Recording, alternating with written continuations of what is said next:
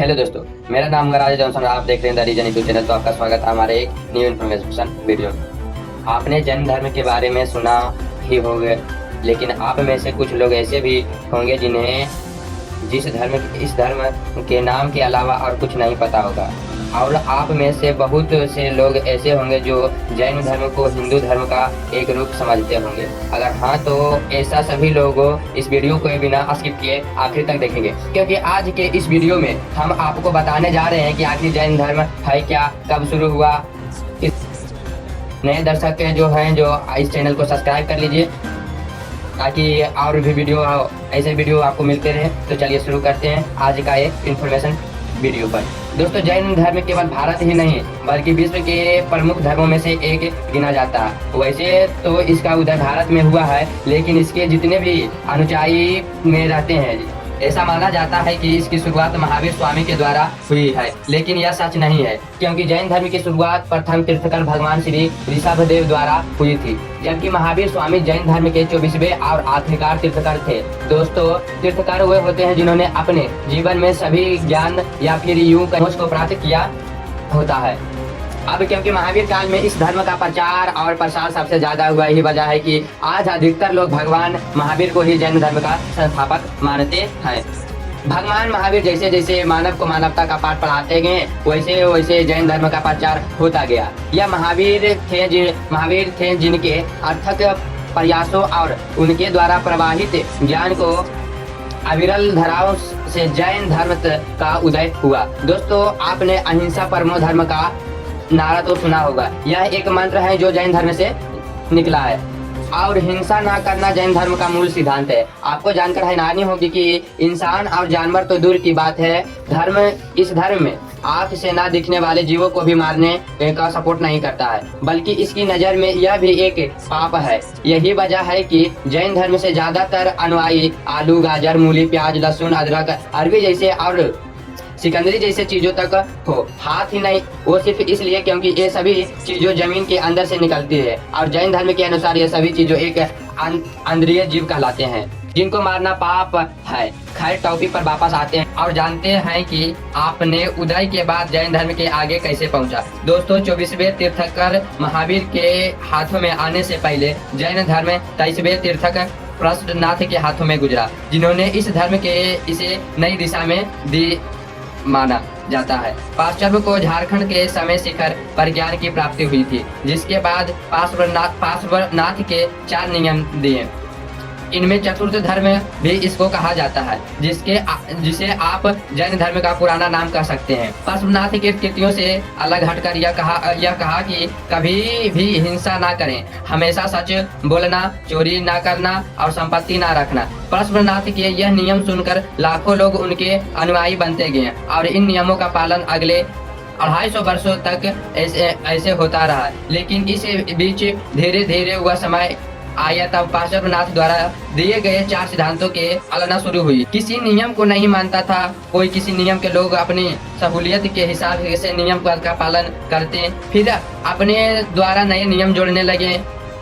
यह वही दौर था जब समूचे भारत में एक बार फिर से चुलस यानी रीति रिवाजों ने अपने पैर पसारने शुरू किए। ये लोगों धर्म से ज्यादा अंधविश्वास में विश्वास रखने लगे, और तभी जैन धर्म के 24वें तीर्थक महावीर स्वामी का जन्म हुआ, जिन्हें जैन धर्म का वास्तविक संस्थापक कहा जाता है। दोस्तों, 540 ईसा पूर्व में भगवान महावीर का जन्म आज के बिहार में हुआ, जिनके पिता का नाम सिद्धार्थ था और माता का नाम त्रिशाला। महावीर की पत्नी का नाम यशोदा था, और उनकी एक पुत्री हुई जिसकी नाम प्रियदर्शनीय था। महावीर स्वामी का बचपन का नाम वर्धमान था, लेकिन जब उन्हें 30 वर्ष की आयु में ज्ञान की प्राप्ति हुई तब उनके आई इनको महावीर कहने लगे। दोस्तों, ये तो था महावीर स्वामी संस्थापक जीवन।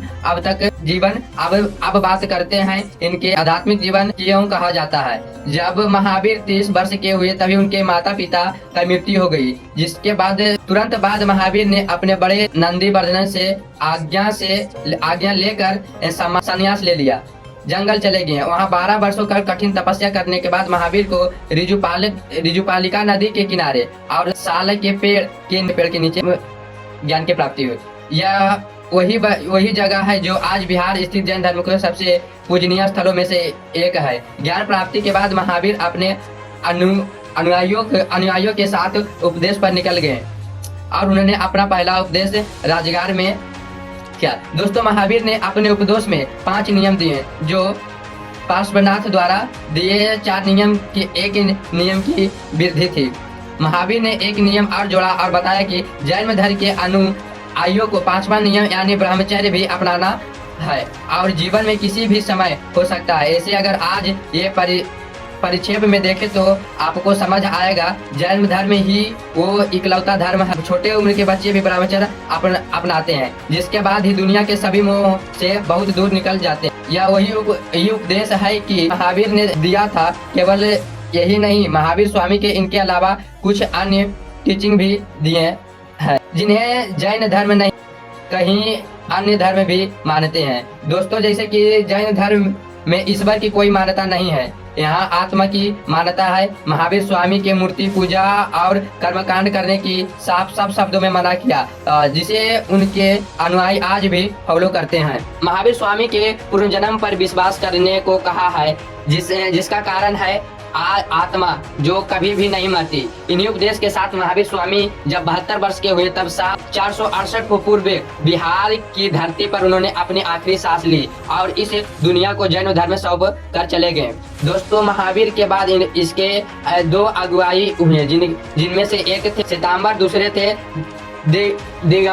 दिगंबर सफेद कपड़े में धारण करने वाले को श्वेतांबर कहते हैं, वस्त्र धारण न करने वाले को दिगंबर कहते हैं। और दोनों ही मान्यता लगे, लेकिन दोनों ही जड़े में एक है। इतिहास बताते मौर्य काल में एक ऐसा समय आया जब 12 वर्ष का अकाल पड़ा। यही वो समय था जब तांबर अनुयायी दक्षिण की ओर चले गए, जबकि दिगंबर अपनी जगह पर रहे। इसी तरह जैन धर्म समुचको भारत में फैल गया और जैसे जैसे जैन धर्म के अनुयायी आगे बढ़ते रहे, जैन धर्म को बोलबाला भारत के पड़ोसी देशों में होने लगा। दोस्तों, जब बात प्रचार और प्रसार की आती है, इनमें जैन धर्म के ग्रंथों का बड़ा योगदान है।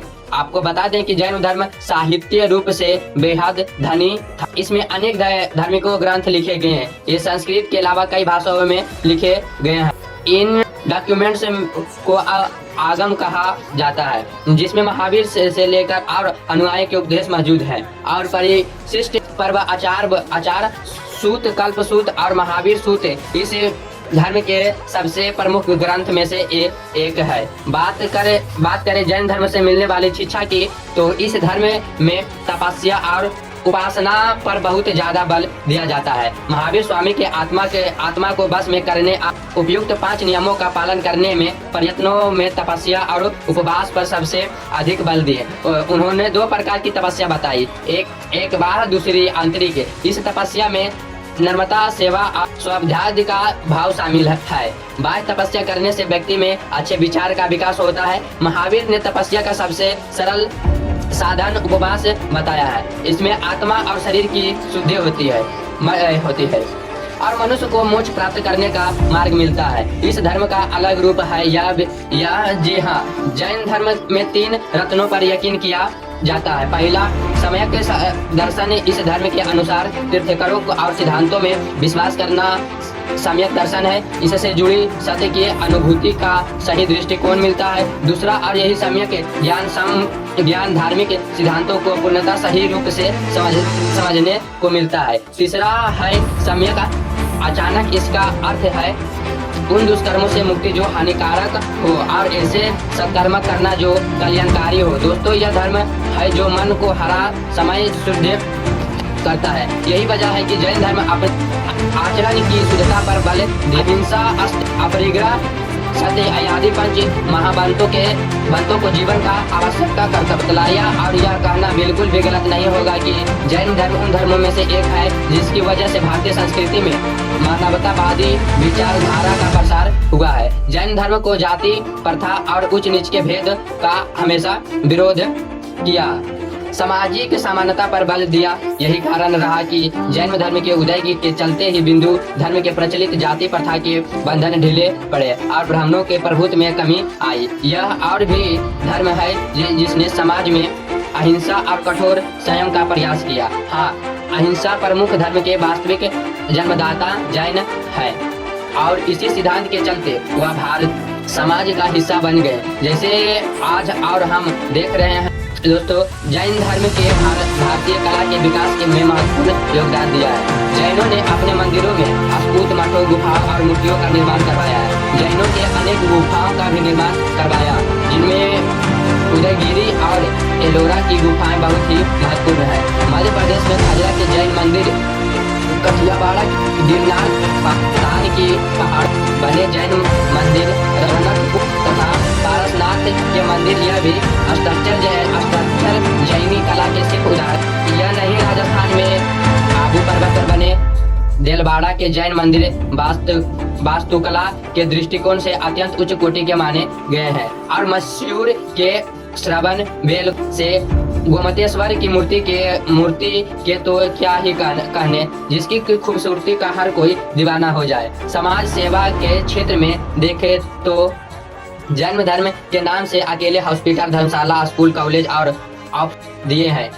इसके समाज में अच्छा प्रभाव पड़ा है और लोगों के ने दुखियों, अनाथ, अंश आदि की सहायता करने और उनको दान देने की प्रवृत्ति को बढ़ावा मिली। इसी तरह नारी शक्ति के लिए हमेशा धर्म आगे रहे। इसके लिए महावीर स्वामी से दुखी नारियों की दशा सुधारने पर बल दिया। उन्होंने घोषित किया कि पुरुषों की शांति, स्त्रियों को निवारण प्राप्त करने का अधिकार है, स्त्रियों को जैन संघ में प्रविष्ट होने का अधिकार है। इस प्रकार जैन धर्म में नारियों को हमेशा पुरुषों को बराबर रखा गया है। हालांकि जिस जैन धर्म को आज हम देख रहे हैं, यह इस स्वर्णिल काल नहीं, बल्कि इसके पतन की कहानी, इसके पीछे कई कारण रहे। इस धर्म के एक ऐसा समय आया जब इसमें अच्छे धर्म प्रचारकों का अभाव रहा, जिसके चलते महावीर स्वामी के उपदेशों लोग तक पहुंचना बंद हो गया। फिर उनमें भारी कमी, इसने धर्म के भीतर भेदभाव की भावना को भी जन्म। वहीं महावीर स्वामी की मृत्यु के बाद जैन धर्म के विभाजनों से इसके कमजोर कर दिया। लेकिन इस सब के बाद भी अच्छी बात यह रही कि जैन धर्म के सभी समाप्त नहीं हुआ, बल्कि आदि काल से चला आ रहा यह धर्म अपनी अहिंसावादी विचारधारा और टीचिंग्स के दम पर दुनिया के सबसे प्रिय धर्मों में से एक बना, जिसे आज भी लाखों करोड़ों लोग फॉलो करते हैं। लोग दोस्तों ने ये जैन धर्म से जुड़े कुछ अद्भुत फैक्ट कहते हैं। उम्मीद करता हूँ आपको वीडियो पसंद आई होगी, तो वीडियो को लाइक करें। अगर आप नए चैनल पे आए हैं तो ऐसी मजेदार वीडियो देखने के लिए चैनल को सब्सक्राइब करें। चलिए मिलते हैं।